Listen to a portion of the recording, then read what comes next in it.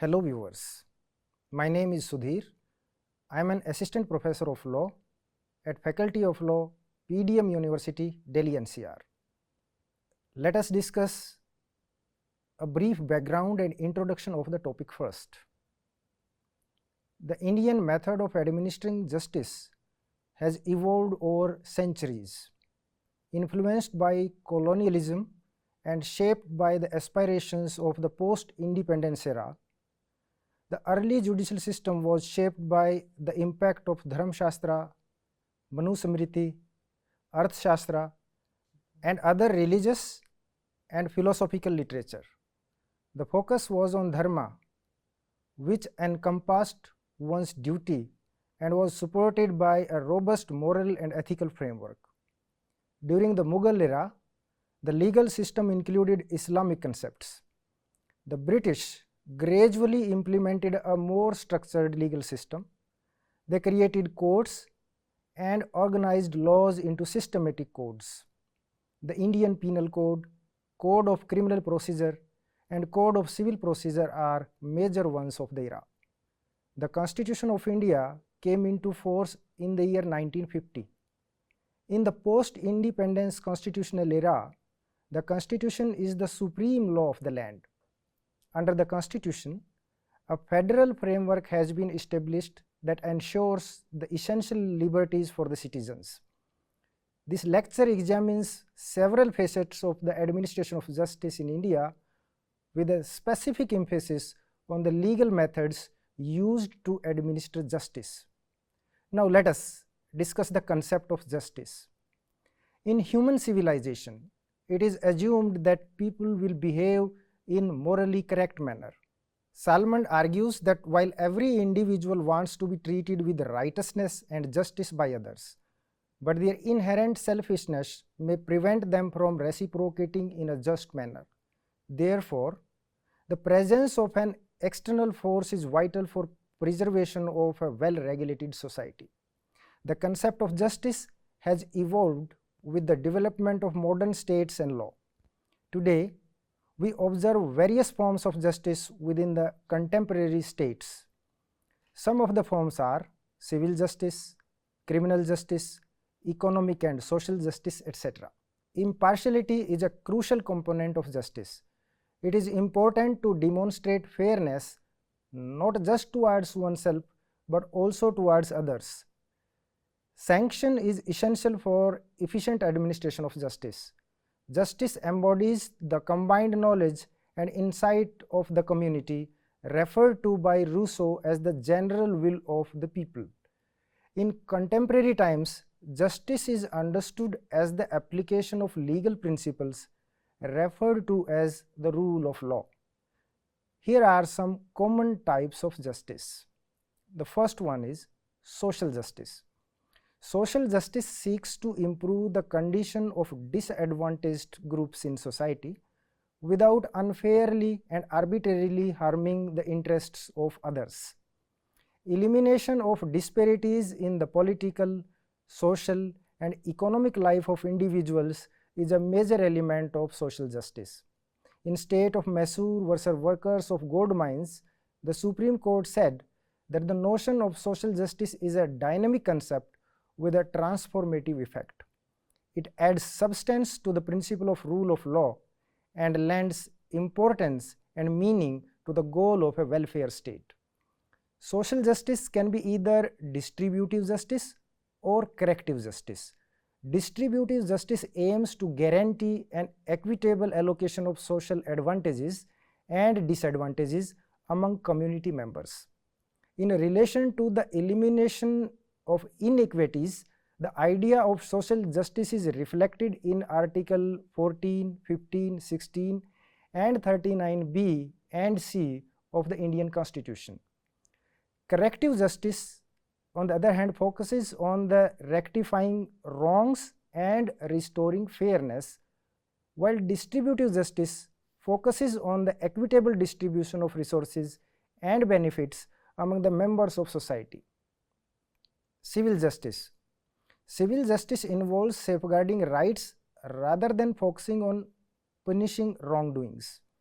The rights that are upheld by the administration of civil justice can be categorized as either primary rights or sanctioning rights. Primary rights do not infringe upon other rights. Sanctioning rights involve entitlement to recover financial compensation or damages from the person who committed the wrong. Next one is criminal justice. The primary objective of the criminal justice system is to administer punishment to individuals who have committed crimes. It is vital to impose punishment on those who commit wrongdoing. There are some theories of punishment. Major theories are the deterrent theory, retributive theory, preventive theory, and reformative theory. Deterrent theory is based on the principle of deterring crime by imposing a severe penalty on the offender aimed at instilling fear of punishment. The retributive theory supports the principle of reciprocating harm for harm. This theory advocates for proportional retaliation. The preventive theory aims to eliminate the criminal's capacity to commit the offense again. The preventive concept renders the criminal unable to conduct any further offenses and also instills fear among potential offenders. The next one, reformative theory, promotes the utilization of incarceration as a means to educate and reform the offenders. It aims at converting the offenders into productive members of society.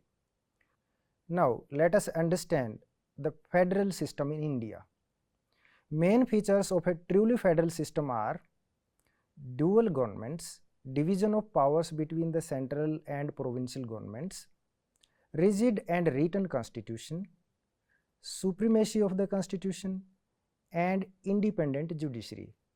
In federal system, central government doesn't control the provincial government. It is the constitution which controls both the governments with the help of an independent judiciary having power to interpret the constitution. Some features of the Indian federalism differ with the theoretically pure federal system. Some of those features are emergency provisions, powers and positions of governors in states, and division of powers inclined in favor of the central government. That is why Indian system is called quasi-federal. In India, the constitution establishes a system of federal characteristics, occasionally leaning towards a unitary government. Let us now understand administration of justice. The administration of justice in India has seen significant changes since the enforcement of the Indian Constitution. The legal method of administration of justice refers to the specific techniques, principles, and processes that are employed to interpret and enforce the law. In India, the legal system for administering justice has the following characteristics. The first characteristic is separation of powers. The principle of separation of powers is a foundational concept in democratic administration. It allocates powers and functions among the three different branches of government: the legislature, the executive, and the judiciary. The purpose of this division is to check the concentration of power. It also establishes a framework of check and balances. The legislature formulates and enacts laws. In India, the legislature consists of the two houses of parliament, namely Lok Sabha, that is House of the People, and the Rajya Sabha, that is Council of States. The executive branch is tasked with the implementation and enforcement of legislation. In India, the executive branch is led by the president at the national level and by governors at the state level. The actual exercise of authority, however, rests with the Prime Minister and the Council of Ministers at the national level, and with the Chief Ministers and their Council of Ministers at the regional level. The executive is responsible for implementing government programs, overseeing international relations, and overseeing the daily operations of the state. The judiciary, on the other hand, is responsible for the interpretation of laws and the equitable enforcement of them. In India, the judiciary operates autonomously and is led by the Supreme Court, followed by high courts and other lower courts. The judiciary possesses the authority of judicial review, enabling it to invalidate legislation and executive measures that contravene with the Constitution. It protects individual rights and ensures that justice is administered without bias. The next feature of administration of justice in India is the principle of separation of powers. Principle of separation of powers establishes a framework of checks and balances, wherein each branch possesses a certain degree of authority over the other branches to impede the excessive actions. The legislature has the authority to impeach members of the executive and judiciary. The executive has the power to veto legislation, issue executive orders, and participate in selection of judges. The judiciary has the authority to deem laws and executive actions as unconstitutional, so serving as a check on the powers of the legislative and the executive branch. The division of powers is fundamental aspect of democratic government, guaranteeing an equitable allocation of authority and protecting the ideals of fairness, responsibility, and freedom. The next feature is structure of the Indian judicial system. The Indian legal system is organized in a hierarchical manner with a clearly defined framework that ensures the efficient administration of justice. Located at the highest point is the Supreme Court of India. The Supreme Court is composed of the Chief Justice of India and maximum 34 other judges. The Supreme Court possesses original, appellate, and advisory jurisdiction. The Supreme Court is responsible for hearing appeals from high courts and tribunals, upholding fundamental rights, and providing advisory opinion on legal problems referred by the President. The high courts, on the other hand, are at the next level of the hierarchy after Supreme Court. Every high court is comprised of a Chief Justice and a number of judges, which is determined by the President. The high courts have both original and appellate jurisdiction over civil and criminal proceedings. They have the authority to issue writs to ensure the implementation of fundamental rights and other legal rights. Beneath the jurisdiction of the high courts, there are subordinate courts. District courts preside over both civil and criminal cases at the district level, with civil matters taken by the district judges and criminal matters taken by the sessions judges. These courts also possess the authority to hear appeals from the lower level of judicial courts. Additional lower courts consist of magistrate courts, which handle criminal matters, and municipal courts, which handle civil issues. They are responsible for managing less severe matters and operate as the initial point of contact. Let us come to the next feature of the administration of justice in India, that is independence of judiciary. The independence of judiciary is a key feature of a democratic system and a crucial concept that guarantees the unbiased and equitable dispensation of justice. It is essential for safeguarding the principles of legal governance, safeguarding individual liberties, and preserving the equilibrium of authority between government branches. The Constitution of India guarantees the independence of judiciary. Article 124 to 147 in Part 5th and Articles 214 to 231 in Part 6 of the Constitution address the creation and authority of the Supreme Court and High Courts, guaranteeing their independence. Judges of the Supreme Court and High Courts can alone be removed from their position through a rigorous impeachment procedure based on proved misconduct or incompetence. It guarantees their immunity from political influences. Once appointed, judges' salary, allowances, and other terms of service are protected from any unfavorable changes, ensuring they are not subject to financial exploitation. Judges are selected in a cooperative process that involves both the executive and the judiciary. The collegium system, consisting of the Chief Justice of India and senior judges, has crucial function in recommending nominations, thus diminishing the impact of the executive branch. Courts have the jurisdiction to impose punishment for contempt, upholding their authority. Now let us come to the next feature, and that is rule of law. The rule of law in India assures that all persons, institutions and governments are held accountable to laws that are applied and enforced in a fair manner, and a state should be governed by laws rather than arbitrary judgments. The rule of law in India has several elements, including the supremacy of law, equality before law, separation of powers, judicial independence and access to justice, fundamental rights and accountability. The Constitution of India is the highest law, and all laws passed by the legislature must adhere to the Constitution. The judiciary has the power to declare any statute that breaches the Constitution as void. Article 14 of the Constitution ensures that every person is treated equally under the law and has the right to receive equal protection from the laws without any kind of discrimination.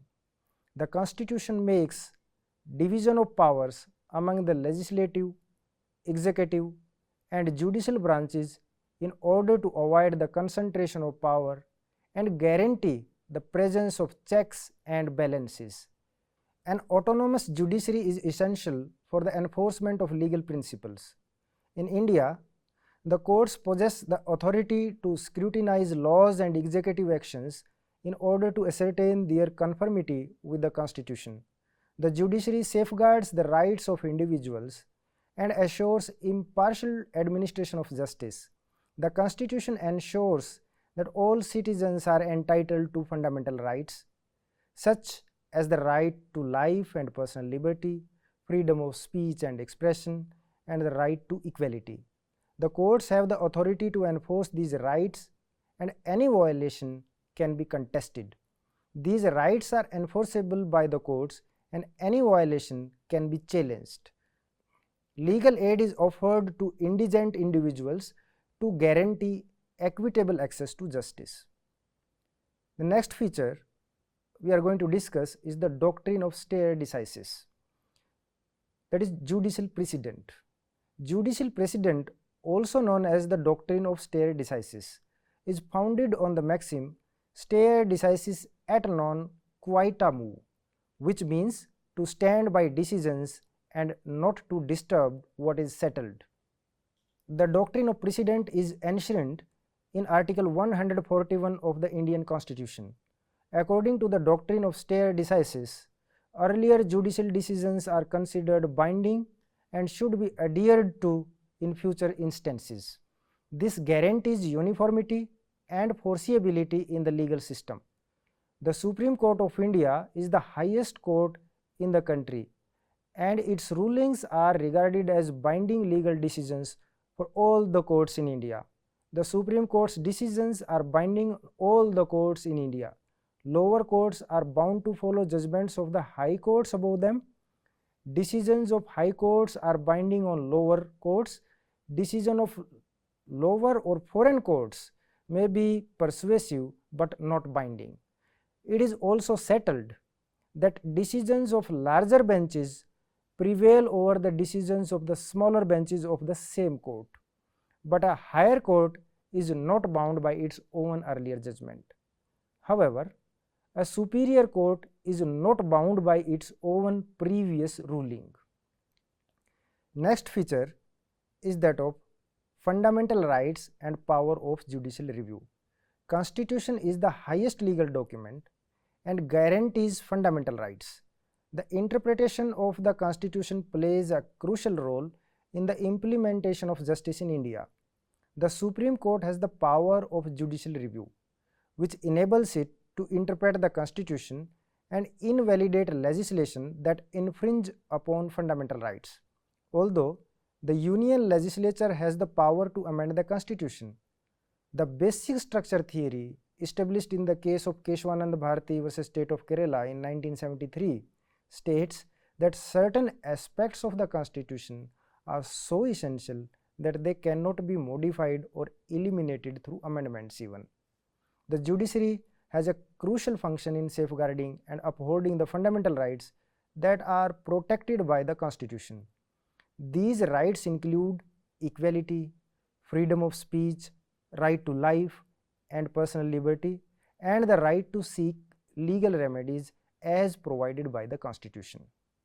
Now, let us come to the next feature, that is statutory interpretation. Statutory interpretation plays a vital role in the Indian legal system, as judges analyze and explain the meaning of the provisions of statutes passed by the legislature. The principle of legislative interpretation encompasses several methods such as the literal rule, golden rule, mischief rule, and purposive approach. The literal rule says that the terms of a statute should be interpreted according to their plain and customary sense, while the golden rule is interpreted in a way that prevents absurdity or inconsistency. On the other hand, the mischief rule considers the legislative intent and the solution to the problem that the act was meant to solve. The purposive approach is employed when interpreting the terms of various legislations, taking into account the broader purpose and objectives of the statutes. Now, let us discuss the next feature, and that is equity and natural justice. Equity and natural justice ensures fairness, impartiality, and justice in legal proceedings. Key principles of the right to be heard, that is odi alteram partem, and the rule against bias, that is nemo judex in causa sua, have been given important place in the administration of justice in India. The right to be heard ensures that both parties have an opportunity to present their case, and the rule against bias ensures that no one should be a judge in his own cause. Inclusion of equity and natural justice principles is clearly visible in the preamble and chapters of the Constitution containing fundamental rights and directive principles of state policy. The next feature of the administration of justice in India is civil justice and alternate dispute resolution system. By some amendments in the Civil Procedure Code to provide quick dispensation of justice, recourse to alternate dispute resolution system has been increased. Considerable measures have been taken to invoke mediation, conciliation, arbitration along with Lok Adalats for speedy dispensation of civil justice. The next feature is reformative approach in criminal justice. In the administration of criminal justice, inclination towards reformative approach is clearly visible in India. System of juvenile justice, probation of offenders, and parole are some of the instances among many others which show that there is strong inclination towards reformative approach in the administration of criminal justice in India.